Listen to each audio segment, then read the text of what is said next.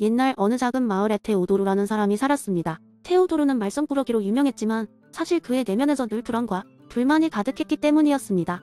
그는 마을 사람들로부터 인정받고 싶었지만 어떠한 노력에도 불구하고 늘 자신의 의도와 다르게 일이 풀리곤 했습니다. 어느 날 테오도르는 깊은 고민에 빠져 마을의 중심에 있는 커다란 느티나무 밑에 앉아 있었습니다.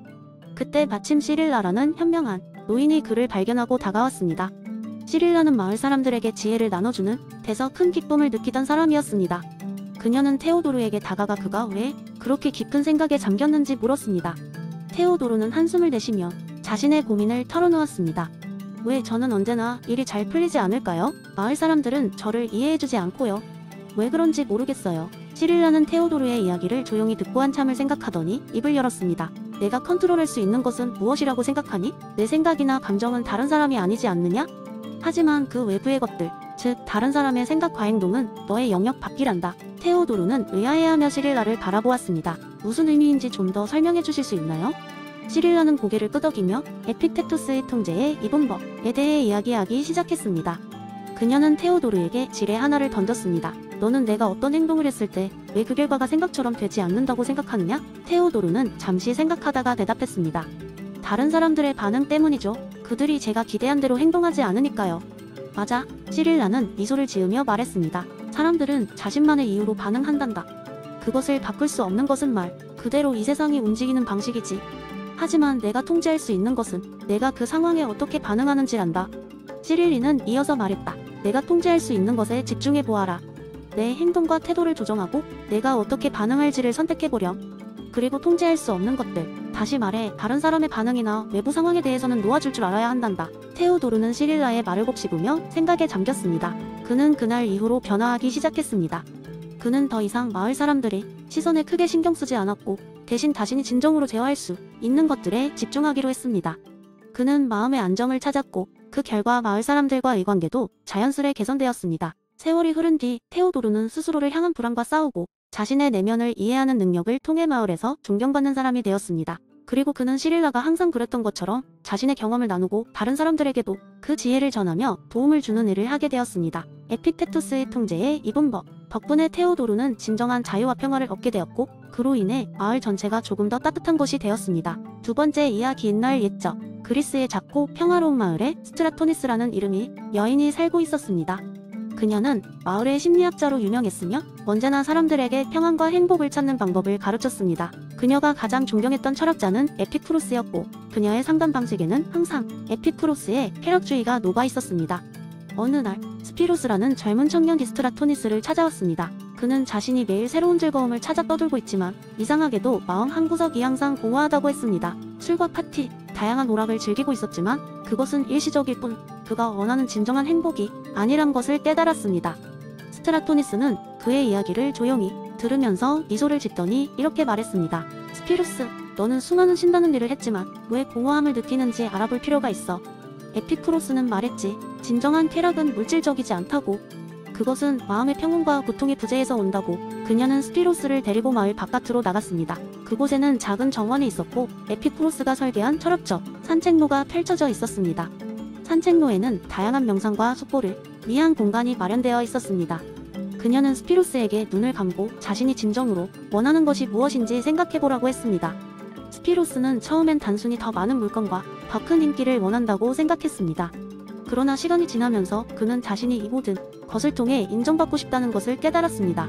그리고 인정은 외부에서 오는 것이 아니라 자신의 내면에서 찾아야 한다는 것을 알게 되었습니다. 내가 원하는 것은 내가 이미 가지고 있는 것이란다. 라고 스트라토니스는 부드럽게 말했습니다. 우리가 찾고 있는 행복은 새로운 것이 아니라 우리가 이미 누리고 있지만 인식하지 못하는 것들에서 올 수 있어. 스피루스는 자신의 삶을 다시 돌아보기 시작했습니다. 그는 자신이 그동안 당연하게 여겼다. 가족과 친구들이 주는 정신적 지지, 그리고 자신의 내면의 목소리에 귀를 기울이기 시작했습니다. 그는 매일 자신을 위해 시간을 내어 조용히 사색하고 작은 것에도 기쁨을 느끼는 방법을 배웠습니다. 스피루스는 물질을 통한 즐거움을 더 이상 집착하지 않게 되었으며 그의 삶은 훨씬 평온해졌습니다. 그는 이제 친구나 마을 사람들에게 스트라토니스에게 배운 것을 전하며 그들 역시 내면의 평화를 찾을 수 있도록 돕고 있습니다. 그리고 나서 스트라토니스는 말했다. 기억해라. 스피루스, 우리가 쫓는 쾌락은 단순한 탐닉이 아니다. 그것은 우리에게 주어진 삶의 작은 기쁨을 이해하고 감사하는 것이다. 내가 추구해야 할 것은 순간의 방종이 아닌 지속적인 마음의 평화다. 그 후로 스피로스는 마을에서 평온의 사색자로 불리며 자신의 경험을 통해 많은 이들에게 영감을 주는 인물이 되었습니다. 이 이야기는 오랫동안 전해 내려오며 사람들이 진정한 쾌락을 이해하도록 돕는 역할을 했습니다. 이처럼 스트라토니스의 가르침과 에피쿠로스의 철학은 사람들에게 내면의 행복을 찾는 방법을 지속적으로 전달하고 있답니다. 세 번째 이야기 옛날 옛적 네덜란드의 작은 마을에 한 고즈넉한 서점이 있었어요. 사람들은 이 서점에서 다양한 책들을 읽으며 지혜를 나누고 담소를 즐기곤 했죠. 어느 날 서점 주인인 피터는 스피노자의 범실론에 관한 흥미로운 강연을 준비했습니다. 그는 마을 사람들에게 자연과 신의 관계에 대한 새로운 관점을 소개하고자 했어요. 마을 사람들은 강연에 큰 관심을 보였습니다. 작은 서점의 내부는 사람들로 가득 찼고 피터는 작은 단상에 올라가 이야기를 시작했어요. 여러분, 오늘 우리는 매우 흥미로운 관점, 즉 바리흐 스피노자의 범실론에 대해 이야기해보려 합니다. 스피노자는 신과 자연을 하나로 보았죠. 그러니까 우리가 걸어다니는 땅, 마시는 공기, 그리고 느끼는 모든 자연 현상이 바로 신의 일부라는 것입니다. 사람들은 고개를 갸웃했지만 동시에 호기심을 보였습니다. 피터는 미소를 지으며 이야기를 이어갔습니다. 여러분, 한번 상상해보세요. 우리가 아침에 일어나서 마시는 공기도 신의 호흡이요. 저 멀리 산을 에워싼 안개도 신의 신비로운 베일입니다. 나무의 잎이 흔들리는 소리, 강물이 흐르는 소리 역시 신의 속삭임이죠. 그의 말에 모두가 잠시 상상에 잠겼습니다. 그러던 중 한 소년이 손을 들고 물었습니다. 그러면 우리도 신의 일부인가요? 피터는 환하게 웃으며 대답했어요. 그럼요. 우리는 모두 자연의 일부니까요. 우리가 웃고 울고 사랑하는 모든 순간이 다 신의 일부인 거죠. 그러니까 우리는 서로를 존중하고 자연을 보살펴야 한다는 것을 의미하기도 합니다. 그 말에 마을 사람들은 고개를 끄덕이며 공감했습니다. 피터는 이야기를 더 이어갔습니다. 우리는 자연을 이해함으로써 신을 이해할 수 있습니다. 바람이 불어오는 방향이나 구름이 흘러가는 대로 우리는 많은 것을 배울 수 있죠. 스피노자는 이런 자연의 질서를 이해하는 것이 신의 뜻을 이해하는 것과 같다고 보았습니다.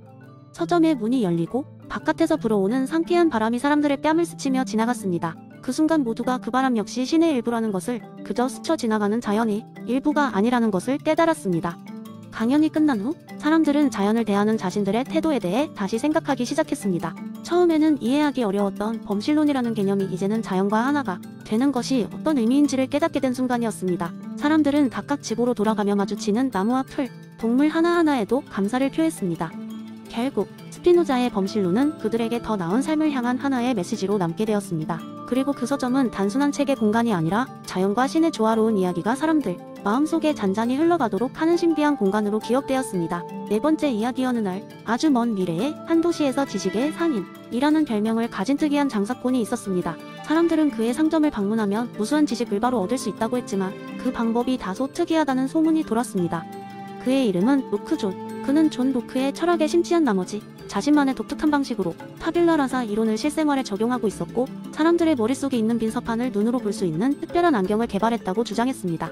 이 안경은 착용하는 사람이 다른 사람들을 바라볼 때 그들의 경험을 시각적으로 표현해 보여주는 마법을 발휘했습니다. 어느 날 호기심 많은 소년 찰리가 로크존의 상점을 찾아왔습니다.